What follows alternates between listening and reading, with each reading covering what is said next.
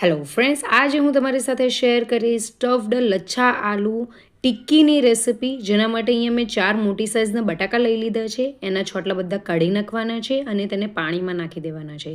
ત્યાર પછી મોટી છીણીનો જે ભાગ આવે છે એ મોટી છીણીથી આપણે તેને છીણી લેવાના છે અને આ રીતે ઊભી આપણે સ્લાઇસ કરવાની છે, આડી સ્લાઇસ નથી કરવાની. તો તેના જે લચ્છા છે એ લાંબા લાંબા થશે.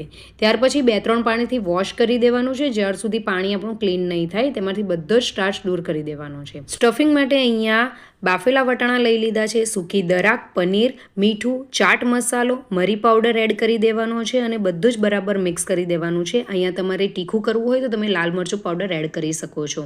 હવે આને હમણાં સાઈડ પર મૂકવાનું છે. અહીંયા ચાળણી મૂકી દેવાની છે, તેની ઉપર આ રીતે કટકો મૂકી દેવાનો છે અને આપણે જે લચ્છા કર્યા હતા તે અંદર એડ કરી દેવાના છે અને આ રીતે તેનું બધું જ પાણી નિતારી નાખવાનું છે. આ મેઇન વસ્તુ છે. તો આપણે અહીંયા પાણી બરાબર નીચોવી નાખવાનું છે, પાણીનો બધો જ ભાગ દૂર કરી દેવાનો છે. હવે પરાતની અંદર આપણે બધા જ લચ્છા લઈ લેવાના છે. જો તમારી પાસે ટાઈમ હોય તો આ લચ્છાને આપણે થોડી વાર માટે પંખાની નીચે સૂકવી નાખવાના. તો હવે અહીંયા આપણે બધા જ લચ્છા નીચોવીને લઈ લીધા છે. તેની અંદર પાણીનો ભાગ જરીક જ છે.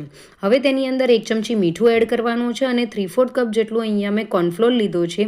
તો કોર્નફ્લોર આપણે વધારે પ્રમાણમાં નથી એડ કરવાનું, થોડું થોડું કરીને એડ કરવાનું છે. કોર્નફ્લોર વધારે પ્રમાણમાં એડ નથી કરવાનો. લચ્છાની અંદર બંધારણ આવે તેના માટે આપણે કોર્નફ્લોરનો યુઝ કર્યો છે અને થોડા ક્રિસ્પી થાય તેના માટે. હવે આ રીતે હથેળી પર આપણે લચ્છા લઈ લેવાના છે, વચ્ચે સ્ટફિંગ મૂકી દેવાનું છે, ઉપરથી બીજા લચ્છા એડ કરી દેવાના છે અને આ રીતે દબાઈ દેવાનું છે અને તેને ટિક્કીનો શેપ આપી દેવાનો છે. તો ટિક્કી આસાનીથી થઈ જશે. એ જ રીતે બધી ટિક્કી મેં બનાવી દીધી છે. તો હવે પેણીની અંદર 4 થી 5 ટેબલસ્પૂન જેટલું તેલ એડ કરી દેવાનું છે. તેની અંદર લચ્છા મૂકી દેવાના છે.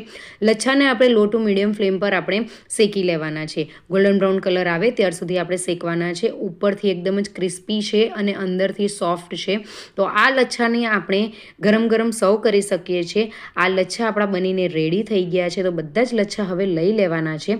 તો લચ્છા ટિક્કી આપણી બનીને રેડી થઈ ગઈ છે. તો તેને તમે સોસની સાથે અથવા તો ગ્રીન ચટણી સાથે સર્વ કરી શકો છો. ઉપરથી ખૂબ જ ક્રિસ્પી છે, અંદરથી હું તમને તોડીને બતાવું છું તો તમે એનું સ્ટફિંગ જોઈ શકો છો. આ ટિક્કીને તમે ચાટ બનાવીને પણ ખાઈ શકો છો. તો જે ટિક્કીઓ છે તેને આ રીતે નાની નાની તોડી નાખવાની છે. તેની ઉપર દહીં એડ કરી દેવાનું છે, ગ્રીન ચટણી એડ કરી દેવાની છે, ઉપરથી ખજૂર આમલીની ચટણી એડ કરવાની છે, લાલ મરચું પાવડર, ચાટ મસાલો એડ કરવાનો છે અને ઉપરથી સેવ એડ કરી દેવાની છે. તો તમને મારી રેસીપી ગમી હોય તો રેસીપીને લાઇક, શેર અને કમેન્ટ કરજો અને ચેનલને જરૂરથી સબસ્ક્રાઈબ કરજો. Bye, enjoy.